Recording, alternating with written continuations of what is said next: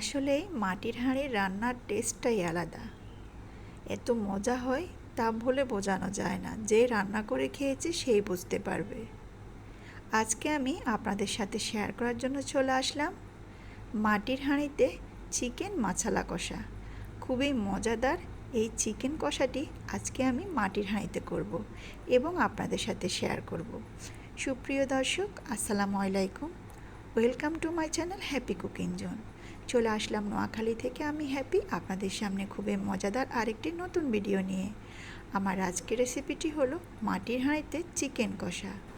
এই রান্নাটি করার জন্য প্রথমে আমি এখানে কিছুটা মশলা নিয়ে নিলাম ব্লেন্ড করে নেওয়ার জন্য।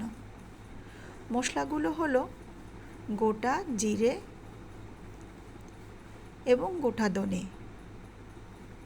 সাথে নিয়ে নিলাম দেশি রসুনের কোষ কয়েকটা, দেশি পেঁয়াজ দুটো, কিছুটা আদা, এলাচ, দারচিনি, জায়ফল, জয়ত্রী এবং সাদা গোলমরিচ। চাইলে এখানে কালো গোলমরিচটাও দিতে পারেন। নিয়ে নিলাম ভাজা মৌরি। এখানে আমি মৌরিগুলো আগে থেকে ভেজে রেখেছিলাম। এখন আমি এই সবগুলো উপকরণ খুব ভালোভাবে ব্লেন্ডার জারে ব্লেন্ড করে নেব। এইদিকে আমি 2 কেজি মুরগি ভালোভাবে কেটে পরিষ্কার করে পানিটা ঝরিয়ে নিয়েছি।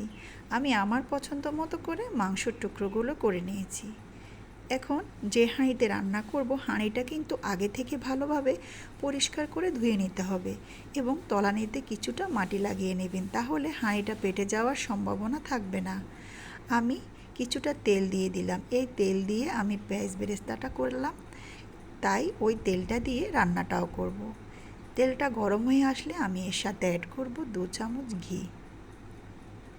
ঘি কিন্তু অবশ্যই দেবেন, কেননা ঘি দিয়ে এই রান্নাটা করলে রান্নার টেস্টটা খুবই ভালো লাগে খেতে এবং ফ্লেভারটাও ভালো লাগে, তাই ঘিটা দেওয়ার অবশ্যই চেষ্টা করবেন।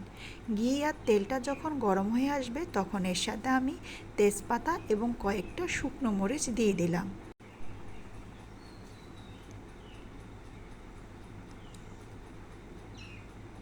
কিছুক্ষণ শুকনো মরিচটা আমি ভেজে নিচ্ছি। ভেজে নেওয়া হয়ে গেলে আগে থেকে যে মশলাটা আমি ব্লেন্ড করে রেখেছি ওই মশলাটাই প্রথমে আমি দিয়ে দিব। সমস্ত মশলাটাই আমি তেলে দিয়ে দিলাম।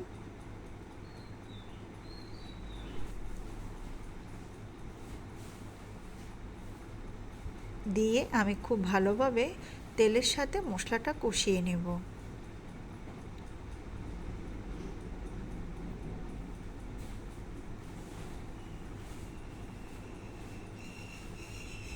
দিয়ে দিব স্বাদ মতো লবণ।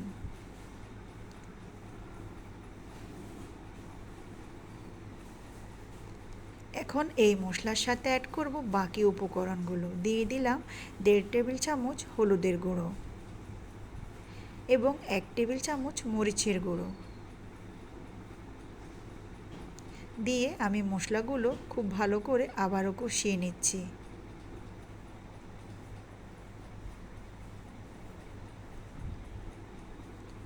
এখন এর সাথে অ্যাড করব 2 চামচ টক দই। টক দইটা আমি ভালোভাবে ফেটিয়ে নিচ্ছি।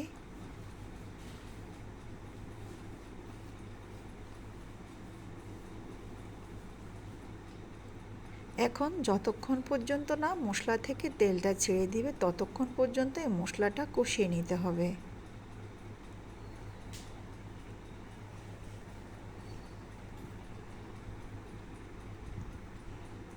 দেখেন আস্তে আস্তে কিন্তু মশলা থেকে তেলটা ছেড়ে দিচ্ছে। এ পর্যায়ে অনবরত নাড়তে হবে, নয়তো কিন্তু তলানিতে লেগে যেতে পারে। তাই আমি খুব ভালোভাবে নেড়ে ছেড়ে দিচ্ছি। আমি আরও কিছুক্ষণ ঢাকনা দিয়ে মশলাটা কষিয়ে নিয়েছি।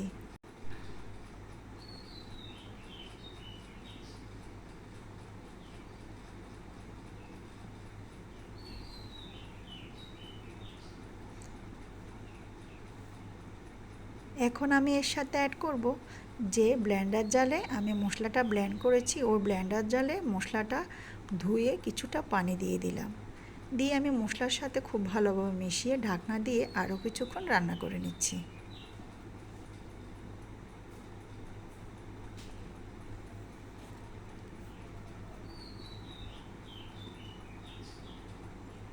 কিছুক্ষণ পরে ঢাকনাটা উল্টিয়ে আমি আবারও নেড়ে দিচ্ছি, যাতে করে তলানিতে না লেগে যায়। এভাবে ধাপে ধাপে যখন এই মশলাটা কষিয়ে রান্না করবেন, এই মুরগির রান্নাটা খেতে খুবই ভালো লাগবে।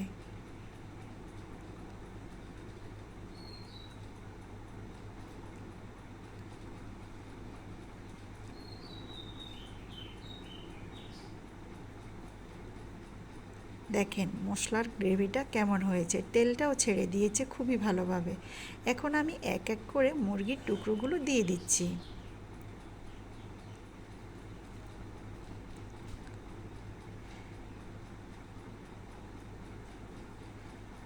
দিয়ে আমি উল্টিয়ে পাল্টিয়ে মশলার সাথে ভালোভাবে মিশিয়ে নিচ্ছি।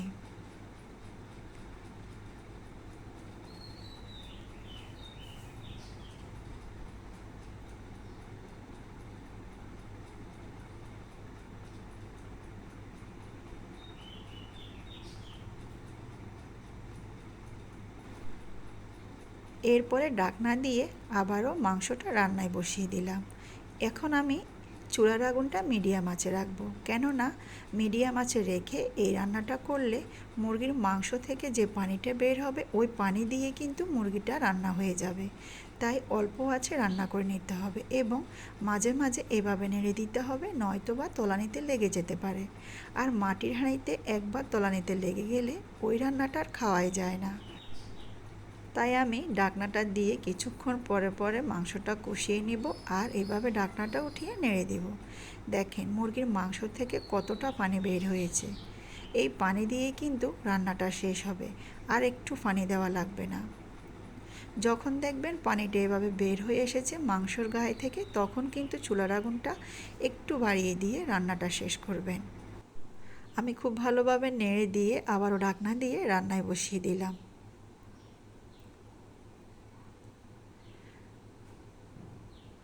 আমি ঢাকনাটা উঠিয়ে আবারও ভালোভাবে নেড়ে দিচ্ছি এবং উপর দিয়ে কিছুটা পেঁয়াজ বেরেস্তা দিয়ে দিব আর দিয়ে দিব আমার ঘরে ভাজা গরম মশলার গুঁড়া 1 টেবিল চামচ দিয়ে দিলাম। এই মশলাটা দিলে মাংসর টেস্ট আরও বেড়ে যাবে, তাই এই মশলা থেকে আমি 1 টেবিল চামচ দিয়ে ভালোভাবে মিশিয়ে ঢাকনা দিয়ে আরও কিছুক্ষণ চুলায় বসিয়ে রাখলাম। এই পর্যায়ে চুলার আগুনটা বন্ধই করে দিয়েছি। রান্নাটা আমার প্রায় শেষের দিকে। দেখেন মাংসের লুকটা দেখেন কতটা সুন্দর, দেখতে যেমন সুন্দর খেতে দারুণ মজা। একবার হলো বাসায় কিন্তু এই চিকেন মাসালাটা তৈরি করে খাবেন এবং অবশ্যই মাটির হাঁড়িতে তৈরি করবেন, দেখবেন খেতে কেমন লাগে। আমাকে কমেন্ট করে জানাতে ভুলবেন না। আমার চ্যানেলটি সাবস্ক্রাইব করবেন, আমার ফেসবুক পেজটা ফলো করবেন। সবাই ভালো থাকবেন, সুস্থ থাকবেন, আমার এবং আমার পরিবারের সকলের জন্য দোয়া করবেন। আজ এখানে বিদায় নিচ্ছি। খোদা হাফেজ।